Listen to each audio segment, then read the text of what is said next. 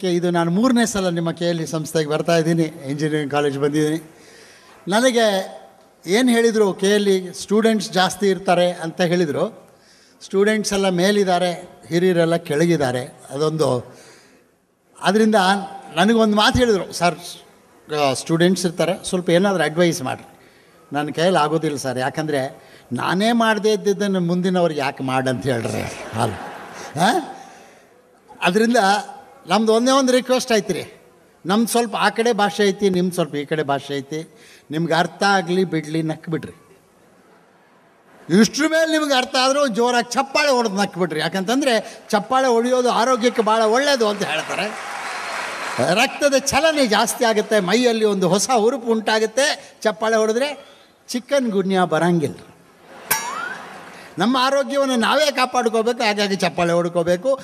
ಪೌರಸಭೆಯವರು ಇವರು ಸೊಳ್ಳೆನ ಸಾಯಿಸ್ತಾರೆ ಅಂತ ನಂಬ್ಕೋಬೇಡ್ರಿ, ಅದು ಆಗಂಗಿಲ್ಲ ರೀ. ಈ ದೇಶದಲ್ಲಿ ಎರಡನ್ನ ಪೂರ್ಣವಾಗಿ ನಿರ್ಮೂಲನೆ ಮಾಡೋಕ್ಕಾಗೋದಿಲ್ಲ. ಒಂದು ಲಂಚ, ಇನ್ನೊಂದು ಸೊಳ್ಳೆ. ಅದು ಮನುಷ್ಯ ಇರೋವರೆಗೂ ಇರುತ್ತೆ ಅಂತ ಹೇಳ್ತಾರೆ. ಪರಿಚಯ ಮಾಡ್ತಾ ಪಾಟೀಲ್ರು ಹೇಳಿದರು, ವಿನಾಯಕನ ಸ್ತುತಿ ಮಾಡಿ ಕಾರ್ಯಕ್ರಮ ಶುರು ಮಾಡೋಕ್ಕೆ. ನಾವು ಅಷ್ಟೇ, ಯಾವುದೇ ಕಾರ್ಯ ಮಾಡಬೇಕಾದ್ರೆ ಅದು ಸ್ವಲ್ಪ ಕಷ್ಟ ಅಂದಾಗ ಫಸ್ಟು ವಿನಾಯಕನಿಗೆ ನಮಸ್ಕಾರ ಮಾಡಿಬಿಡ್ತೀವಿ. ನೋಡ್ಕೊಳಪ್ಪ ಏನು ವಿಘ್ನ ಬರದೇ ಇರೋಂಗೆ ಅಂತ. ಯಾಕೆ ವಿನಾಯಕನ್ನೇ ಪೂಜೆ ಮಾಡ್ತೀವಿ ಅಂತ ನನಗೆ ಆಗಾಗ ಒಂದು ಡೌಟ್ ಬರ್ತಿತ್ತು ರೀ. ಜೂನಿಯರ್ ಮೋಸ್ಟ್ ಗಾಡ್ ಅದ ನಮ್ಮ. ಅವರಪ್ಪ ಸೀನಿಯರ್ ಅದಾರೆ, ಶಿವಪ್ಪ, ತಾಯಿ ಪಾರ್ವತಿ ಅದಾರೆ, ಚಿಕ್ಕಪ್ಪ ದೊಡ್ಡಪ್ಪತಿರೆಲ್ಲ ಸೀನಿಯರ್ ಇದ್ದಾರೆ. ಒಂದು ಪ್ರೋಟೋಕಾಲ್ ಬೇಡ್ರಿ. ಅವ್ರನ್ನೆಲ್ಲ ಬಿಟ್ಟು ಈ ಜೂನಿಯರ್ ಮೋಸ್ಟ್ ಗಾಡ್ನ ಯಾಕೆ ಪೂಜೆ ಮಾಡ್ತಾರೆ ಅಂತ ನನಗೀಗಲೂ ಡೌಟ್ ಬಂದರೆ, ನನ್ನ ಪ್ರೈಮರಿ ಸ್ಕೂಲ್ ಮೇಸ್ಟ್ರ್ ಅದಾರ, ಅವರೇ ನನಗೆ ಬುದ್ಧಿ ಹೇಳೋದು ನೋಡ್ರಿ.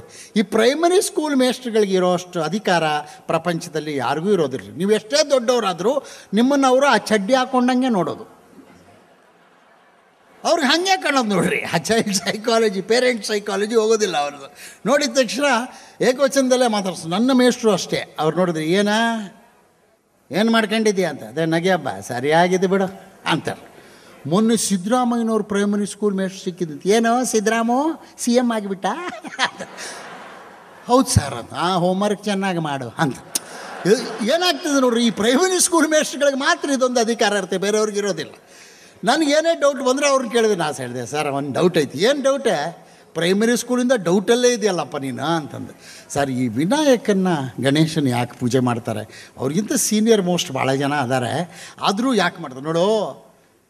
ದೇವತೆಗಳಲ್ಲಿ ಸೀನಿಯಾರಿಟಿ ಏನು ಇರೋದಿಲ್ಲ, ಅಲ್ಲಿ ಜೂನಿಯರ್ ಸೀನಿಯರ್ ಇರೋದಿಲ್ಲ, ಅಲ್ಲಿ ಮೆರಿಟ್ಗೆ ಮಾತ್ರ ವ್ಯಾಲ್ಯೂ. ಅಂದರೆ ವಿನಾಯಕನಿಗಿರೋ ಮೆರಿಟ್ ಅವ್ರ ಅಪ್ಪನಿಗಿಲ್ಲ ಅಂತೀರಂತ ಹೇಳೋ. ಮುಕ್ಕೋಟಿ ದೇವತೆಗಳಲ್ಲಿ ಅತಿ ಬುದ್ಧಿವಂತನಾದ ದೇವರು ವಿನಾಯಕ, ಅದಕ್ಕೆ ಅವನು ಪೂಜೆ ಮಾಡ್ತೀವಿ. ಅದು ಹೆಂಗೆ ಹೇಳ್ತೀರಿ? ಅವನು ಭಾಳ ಬುದ್ಧಿವಂತಲೇ, ಅಷ್ಟು ಗೊತ್ತಾಗಂಗಿಲ್ಲೇನು? ಮುಕ್ಕೋಟಿ ದೇವತೆಗಳಲ್ಲಿ ವಿನಾಯಕ ವಿಘ್ನೇಶ್ವರ ಅತಿ ಬುದ್ಧಿವಂತನೇ. ಯಾಕೆ ಅಂತಂದರೆ ಅವ ಎಷ್ಟು ಬುದ್ಧಿವಂತ ಇದ್ದ ಅಂದರೆ ಅವ ಮದುವೆನೇ ಮಾಡಿಕೊಳ್ಳಿಲ್ಲ. ಎಂಥ ಬುದ್ಧಿವಂತ ನೋಡ್ರಿ. ಅದಕ್ಕೆ ಅವನು ಭಾಳ ಬುದ್ಧಿವಂತ, ಭಾಳಷ್ಟು ಕಲಿಯೋದಿದೆ ಅವನ ಹತ್ರ. ನೋಡು, ಅವನ ಕಿವಿ ದೊಡ್ಡದದೆ. ಅದರಿಂದ ಏನು ತಿಳ್ಕೋಬೇಕು? Ganesha did not hear, he only listen. ಅವನ ಕಣ್ಣು ತುಂಬ ಚಿಕ್ಕದಿದೆ. He did not see, he observed. ನಿನ್ನಲ್ಲಿ ಏನು ಪ್ರಾಬ್ಲಮ್ಮು? ವಿನಾಯಕನ ಕೈ ಮುಗಿದು ಏನು ಬೇಡ್ಕೋಬೇಕಪ್ಪ? ನಿನ್ನ ಬುದ್ಧಿ ನನಗೆ ಕೊಡು. ಅವ್ನು ಎಂಥ ಅಬ್ಸರ್ವೇಷನ್ ಇತ್ತು ನೋಡ್ರಿ ವಿನಾಯಕನಿಗೆ. ಅವ್ರ ಅಪ್ಪನ ಹತ್ತಿರದಿಂದ ನೋಡ್ತಿದ್ದು ನೋಡ್ರಿ ಅವನು. ಈ ಮಕ್ಕಳಿದಾರೆ ನೋಡ್ರಿ, ನೀವು ಯಾರಿಗೆ ಬೇಕಾದ್ರೂ ಟೋಪಿ ಹಾಕ್ಬೋದು, ಮಕ್ಳಿಗೆ ಟೋಪಿ ಹಾಕೋಕ್ಕಾಗೋದಿಲ್ಲ. ಯಾರು ನನ್ನ ಮಕ್ಕಳು ಸಿಕ್ಕಿದಾಗ ನನ್ನ ಮಗನಿಗೆ ಹೇಳ್ತಾರೆ, ರಿಚರ್ಡ್ ಲೂಯಿಸ್ ಮಗೇನಪ್ಪ, ನಿಮ್ಮ ಅಪ್ಪ ಭಾಳ ಶಾಣೆ ಅದಾನೆ ಅಂತಾನೆ. ಇವನು ಪಕ್ಕಕ್ಕೆ ಬಂದು ಹೇಳ್ತಾನೆ, ನಿನ್ನ ಬಗ್ಗೆ ಏನೂ ಗೊತ್ತಿಲ್ಲ ಅವ್ರಿಗೆ ಅಂತಾನೆ. ಯಾಕಂದರೆ ನಾನು ಶಾಣೆ ಅಲ್ಲ ಅಂತ ನನ್ನ ಮಕ್ಕಳಿಗೆ ಚೆನ್ನಾಗಿ ಗೊತ್ತಿರ್ತದೆ ಬಿಡ್ರಿ. ಅಲ್ಲಿ ಏನೋ ಮ್ಯಾನೇಜ್ ಮಾಡಿಬಿಡ್ತೀವಿ. ಹಾಗೆ ವಿನಾಯಕ ಅವ್ರ ಅಪ್ಪನ ಹತ್ತಿರದಿಂದ ನೋಡ್ತಿದ್ದ. ಅವ್ರ ಅಪ್ಪನಿಗೆ ಎಷ್ಟು ಜನ ಹೆಂಡ್ತಿರೋ? 2. ಅವನಿಗೇನೋ ಅನ್ನಿಸ್ತು, ನಮ್ಮಪ್ಪ ಎಲ್ಲದರಲ್ಲೂ ಬುದ್ಧಿವಂತ ಅದಾನೆ, ಈ ಮದುವೆ ವಿಷಯದಲ್ಲಿ ಏನೋ ಸ್ವಲ್ಪ ಎಡವಟ್ಟು ಮಾಡ್ಕೊಂಡಿದ್ದಾನೆ ಅಂತ ಅವನಿಗೆ ಅನಿಸ್ತು. 2 ಬೇಕಿತ್ತ ನಮ್ಮಪ್ಪನಿಗೆ ಅಂತ. ಯಾಕಂದರೆ ಇನ್ನೊಂದು ನೋಡ್ದ ಅವನು, ಮದುವೆ 2 ಮಾಡ್ಕೋತಾರೆ ರೀ, ಈಗಲೂ ಮಾಡ್ಕೊಳ್ಳೋರು ಇದ್ದಾರೆ. ಆದ್ರೆ ಯಾರಾದರೂ ಹೆಂಡ್ತಿನ ತೊಡೆ ಮೇಲೆ ಕೂರಿಸ್ಕೊಳ್ತಾರೇನ್ರಿ? ದ ಮೋಸ್ಟ್ ಸ್ಟ್ರಾಂಗೆಸ್ಟ್ ಬೋನ್ ಅಂತಿದ್ದು. ಆದರೂ ನೀವು ಹೆಂಡ್ತಿನ ಕೂರಿಸ್ಕೊಳಕ್ಕೆ ಆಗಂಗಿಲ್ಲ ರೀ, ಲಟಕ್ ಅಂದ್ಬಿಡ್ತದೆ. ಒಂದು ನೀನು ಕೂರಿಸ್ಕೊಳಕ್ಕಾಗದು. ಇನ್ನೊಂದು ಏನಂದರೆ, ಮದುವೆಯಾಗಿ 2-3 ವರ್ಷಕ್ಕೆ ಜಾಗನೂ ಸಾಲಂಗಿಲ್ಲ ರೀ ಅಲ್ಲಿ ಕೂರಿಸ್ಕೊಳಕ್ಕೆ. ಅದಕ್ಕೆ ಗಣೇಶ ಅಪ್ಪನ ಕ್ಲೋಸ್ ಆಗಿ ಅಬ್ಸರ್ವ್ ಮಾಡ್ತಿದ್ದ.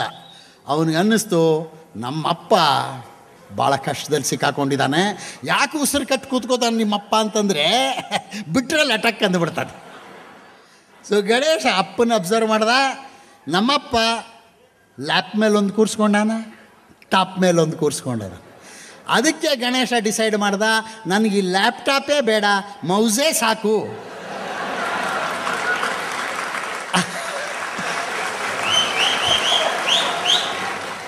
ಅದಕ್ಕೆ ಅವನು ಇಲಿಯನ್ನು ವಾಹನ ಮಾಡ್ಕೊಂಡು ಬಿಟ್ಟ. ಎಂಥ ಬುದ್ಧಿವಂತ ನೋಡ್ರಿ. ಏನು ಡೀಸೆಲ್ ಇಲ್ಲ, ಸರ್ವೀಸ್ ಇಲ್ಲ, ಪೆಟ್ರೋಲ್ ಹಾಕಬೇಕಾಗಿಲ್ಲ, ಗಾಳಿ ಹಿಡಿಯೋಂಗಿಲ್ಲ ರೀ. ಇಲ್ಲಿಗೆ ಹೋಗಿ ಅಂದರೆ ಹೋಗ್ತದೆ. ಪಾರ್ಕಿಂಗ್ ಪ್ರಾಬ್ಲಮ್ಮು ಇಲ್ಲರಿ.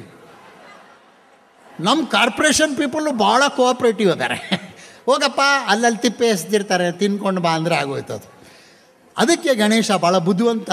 ಹಿ did not hear, he listen, he did not see, he observed. ನಾವೆಲ್ಲ ಎಂಥವ್ರು ನೋಡ್ರಿ, ಬೇರೆಯವ್ರು ನಾವೇ ಮದುವೆ ಮಾಡ್ಕೊಂಡ್ಮೇಲೆ ನಮ್ಗೆ ಗೊತ್ತಾಗ್ತದೆ ಮದುವೆ ಮಾಡ್ಕೋಬಾರ್ದು ಅಂತ. ಅದ್ರ ಆಗೋಗಿರುತ್ತೆ. ಗಣೇಶ ಏನಂದರೆ ಬೇರೆಯವ್ರ ತಪ್ಪು ನೋಡಿ ತನ್ನ ತಪ್ಪು ತಿದ್ಕೊಳ್ತಿದ್ದ. ಅದೇ ನಮಗೂ ಗಣೇಶನಿಗಿರೋ ಡಿಫರೆನ್ಸು ಅಂತ ಹೇಳ್ತಾರೆ. ಇವತ್ತು ಬೆಳಗಾಂ ಬಂದಿದ್ದೀನಿ. ನಾನು AG accountant generals office, central government ಆಫೀಸಲ್ಲಿ ಕೆಲಸ ಮಾಡ್ತಿದ್ದೆ. ನನ್ನ ಮೊದಲನೇ ಟೂರು ಗದಗ ಹಾಕಿಬಿಟ್ರು. ನಾನು ಯಾವತ್ತೂ ದಾವಣಗೆರೆ ದಾಟಿ ಬಂದವನಲ್ಲ. ನನ್ನ ಫ್ರೆಂಡ್ಸ್ನೆಲ್ಲ ಕೇಳಿದೆ, ಅಪ್ಪ ಅದು ಎಲ್ಲೋ ಗದಗ ಅಂತಪ್ಪ, ಅಲ್ಲಿ ಅದೇ ಒಬ್ಬ ಹೇಳ್ದ ನಮ್ಮ ಕಡೆ, ಈ ಕಡೆ ಒಬ್ಬಿದ್ದ ನಮ್ಮ ಸ್ಕೂಲಲ್ಲಿ. ಅವ ಹೇಳ್ದೆ, ಹುಷಾರಿರ್ಬೇಕಲ್ಲಿ, ಅಲ್ಲಿ ಖಾನಾವಳಿ ಅಂತಿರ್ತದೆ, ಅಲ್ಲಿ ನೀನು ತಿನ್ನಕ್ಕೆ ಹೋಗಬಾರ್ದು. ಏನಿದ್ರೂ ಸ್ವಲ್ಪ ಡಿಸೆಂಟ್ ಹೋಟ್ಲ್ ಅಂತ ಕೇಳು, ಅಲ್ಲಿ ಮಾತ್ರ ತಿನ್ನಬೇಕು. ಖಾನಾವಳಿಗೆ ತಿಂದೆ ನಿನ್ನ ಕತಿ ಮುಗೀತು ಅಂತಂದಿದ್ದವ. ಸರಿ ಬಂದೆ, ಗದಗಲ್ಲಿ ಇಳಿದೆ ಅರ್ಲಿ ಮಾರ್ನಿಂಗ. ನಾನು ಮಡಿಕೇರಿ, ಚಿಕ್ಕಮಂಗ್ಳೂರು, ಕಳಸ ಎಲ್ಲ ನೋಡಿದ್ದೀನಿ. ಮಿಸ್ಟಿ, ಭಾಳ ಮಿಸ್ಟು ಕೂಲ್ ಇರ್ತದೆ. ಅದೇ ಥರ ಇತ್ತು ಗದಗ. ಖುಷಿಯಾಗಿಬಿಡ್ತು. ಭಾಳ ಫಾಗ್ ಇದೆ, ಮಿಸ್ಟಿ ಇದೆ, ಭಾಳ ಕೂಲಾಗಿರುತ್ತೆ ಅಂತ. ಇಲ್ಲರಿ, ಅದು ಧೂಳು. ಗದಗಿನ ಧೂಳು ಬೆಳಗ್ಗೆ ಇದ್ದರೆ ಯಾರೂ ಕಾಣಂಗಿಲ್ಲ, ಆ ಕಡೆಯವ್ರು ಯಾರು ಓಡಿಸೋರು. ಎಷ್ಟು ಧೂಳಿತ್ತಂದ್ರೆ ನೋಡ್ರಿ, ದಾರಿಲಿ ಹೋಗ್ತಾ ಆ ಗದಗಿನ ಮೂಲ ನಿವಾಸಿಗಳೆಲ್ಲ ಹಿಂಗೆ ಹೊರಳಾಡ್ತಿದ್ವು. ಹಂದಿಗಳು, ಅವು ಮೂಲ ನಿವಾಸಿಗಳು, the original citizens of Gadag. ಅವು ಎಲ್ಲ ಕಡೆನೂ ಹಿಂಗೆ ಹೊರಳಾಡ್ತಿದ್ವು. ಅವ್ರು ಹೊರಳಾಡ್ದಾಗ ಧೂಳು ಹೆಚ್ಚಾಗ್ತಿತ್ತು. ಸರಿ, ನಾನು ಅದನ್ನೆಲ್ಲ ನೋಡಿಕೊಂಡು ಬಂದೆ. ನಾನು ಮೊದಲನೇ ಸಲ ನೋಡಿದ್ದು ನಿಮ್ಮ ಉತ್ತರ ಕರ್ನಾಟಕದಲ್ಲಿ the glasses are not transparent. ಆ ಗದಗಲ್ಲಿ ಗಾಜು ನೋಡಿದರೆ ಆ ಕಡೆ ಜನ ಕಾಣಂಗಿಲ್ಲ ರೀ. ಯಾಕಂದರೆ 2-3 ಶತಮಾನದ ಧೂಳು ಹಾಗೆ ಅಂಟ್ಕೊಂಡಿರ್ತಾವೆ. ಅವಾಗ ಧೂಳು ಜಾಸ್ತಿ ಅಲ್ರಿ. ಅಲ್ಲಿ ಹೋಗಬೇಕಾದ್ರೆ ನನಗೆ ಅವ ಹೇಳಿದ್ದ, ನನ್ನ ಫ್ರೆಂಡು, ಖಾನಾವಳಿ ಅಂತ ಕೇಳಬೇಡ, ಡಿಸೆಂಟ್ ಹೋಟ್ಲು ಅಂತ ಕೇಳು ಅಂತ. ಅಲ್ಲೊಬ್ಬ ಯಾರೋ ಹೋಗ್ತಿದ್ದ, ಅವ್ನು ಕೇಳಿದಪ್ಪ, ಇಲ್ಲಿ ಡಿಸೆಂಟ್ ಹೋಟ್ಲ್ ಯಾವುದದೆ ಅಂದ. ಹೀಗೆ ಮೇಲಿಂದ ನೋಡ್ದ, ಡಿಸೆಂಟ್ರಿ ಅಂದ. ಇದು ಯಾಕೋ ಸ್ವಲ್ಪ ಕನ್ಫ್ಯೂಸ್ ಆಯಿತು. ಡಿಸೆಂಟ್ರಿ ಅಲ್ಲಪ್ಪ, ಡಿಸೆಂಟ್ ಹೋಟ್ಲ್ ಯಾವುದಿದೆ, ನೀವು ಯಾವ ಕಡೆ ಮಂದಿ ಅಂದ. ನಮ್ಮ ಕಡೆ ಮಂದಿ ಅಂದರೆ ಮೋರ್ ದೆನ್ 2. ನನಗನ್ಸಿತ್ತು ಇವನು ಬೆಳಗ್ಗೆನೇ ಟೈಟ್ ಆಗಿರಬೇಕು, ನಾನು 2 ಕಾಣ್ತಿರ್ಬೇಕು ಇವನಿಗೆ ಅಂತ. ನಾ ಮಂದಿ ಅಲ್ಲಪ್ಪ, ನಾ ಇಂಡಿವಿಜುವಲ್ಲ ಅಂದೆ. ನೀವು ಎಲ್ಲಿಂದ ಬಂದಿರಿ? ಬೆಂಗಳೂರಿಗೆ. ಹೋಟೆಲ್ಗೆ ಹೋಗ್ಬೇಕೇನ? ಹೌದು. ಹಿಂಗೆ ಹೋಗಿ ಎಡಕ್ಕೆ ಹೊರಳ್ರಿ ಅಂದ. ನಾವು ಹೊರಳೋದು ಬೆಡ್ ಮೇಲೆ ಮಾತ್ರ. ಈಗಾಗಲೇ ಅಲ್ಲಿ ಹಂದಿಗಳು ಹೊರಳ್ತಾ ಇವೆ ಧೂಳಲ್ಲಿ. ನಾನು ಯಾಕಪ್ಪ ಇಲ್ಲಿ ಹೊರಳಲಿ ಅಂತಂದು. ಹಿಂಗೆ ಹೋಗಿ ಎಡಕ್ಕೆ ಹೊರಳ್ರಿ, ಅಲ್ಲೊಂದು ಡಿಸೆಂಟ್ ಹೋಟ್ಲ್ ಅದೆ ಅಂತಂದ. ಹೋದೆ, ಅಲ್ಲಿ ಹೋಟ್ಲಿತ್ತು, ಒಳಗೆ ಹೋಗಬೇಕು. ಆದರೂ ಭಯ, ಬಹಳ ಖಾರ ಇರ್ತದಪ್ಪ, ಮಿರ್ಚಿ ಹಾಗೆ ಅರ್ಧ ಹಾಕಿಬಿಟ್ಟಿರ್ತಾರೆ ಅಂತೆಲ್ಲ ಹೆದರ್ಸಿದ್ರು. ಹೋಟ್ಲ್ ಟೈಟ್ಲ್ ನೋಡಿದೆ ಸರ್, ಗಾಬರಿ ಆಗಿಬಿಡ್ತು. ಹೋಗಬಾರ್ದು ಒಳಗಡೆ ಅನಿಸ್ಬಿಡ್ತು. ಏನಿತ್ತು ನೀವು ಟೈಟ್ಲ್? ದಿಗದಗ ರೆಸ್ಟೋರೆಂಟ ಅಂತಿತ್ತು. ಹೆಸರೇ ದಿಗದಗ ಅಂದರೆ ತಿಂದ ಮೇಲೆ ಬಗಬಗ ಅಂತ ಆಗ್ಬೋದೇನೋ.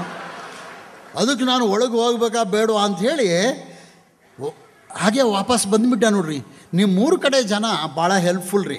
ಆದರೆ ಆ ಹೆಲ್ಪು ನೀವು ತಗೊಳ್ಳದೇ ಇದ್ದರೆ ಅವ್ರು ಆ ಹೆಲ್ಪ್ ಮಾಡೋವರೆಗೂ ಬಿಡೋಂಗಿಲ್ಲ ರೀ. ಅವ ಅಡ್ರೆಸ್ ಹೇಳ್ದ, ನಾವು ಹೋದೆ, ವಾಪಸ್ ಬಂದಲ್ಲ, ಅವ್ನು ಕರೆದ. ನಾ ಹೇಳಿನಲ್ಲ ಅದೇ ಹೋಟ್ಲು ಹೋಗ್ರಿ ಅಂದ. ಇಲ್ಲಪ್ಪ ಹೋಗ್ರಿ, ನಾ ಹೇಳಿನಲ್ಲ ಅಂದ. ಭಯ ಆಗಿಬಿಡ್ತು, ಇವನು ಎಲ್ಲಿ ಕಪಾಳಕ್ಕೆ ಹೊಡಿತಾನೆ ನಾನು ಹೋಗದೆ ಇದ್ರಿ ಅಂತ. ಇಲ್ಲಪ್ಪ ಅದು ಭಾಳ ಡಿಸೆಂಟ್ ಐತೆ, ಬೆಂಗಳೂರು ಮಂದಿ ಎಲ್ಲ ಇಲ್ಲೇ ಬರೋದು ಅಂತಂದ. ಆದರೆ ಹೆಸರು ಏನೈತಿ ಹೆಸ್ರದಾಗ ಅಂತ. ಅಲ್ಲಪ್ಪ ಹೆಸರೇ ದಿಗದಗ ಅಂತೈತಿ, ತಿಂದ ಮೇಲೆ ಬಗಬಗ ಅಂತ. ನೀವು ಬೆಂಗಳೂರು ಮಂದಿಗೆ ಓದಕ್ಕೆ ಬರೋಂಗಿಲ್ಲ ರೀ. ಅದು ದಿಗದಗ ರೆಸ್ಟೋರೆಂಟ್ ಅಲ್ಲ, ದಿ ಗದಗ್ ರೆಸ್ಟೋರೆಂಟ್.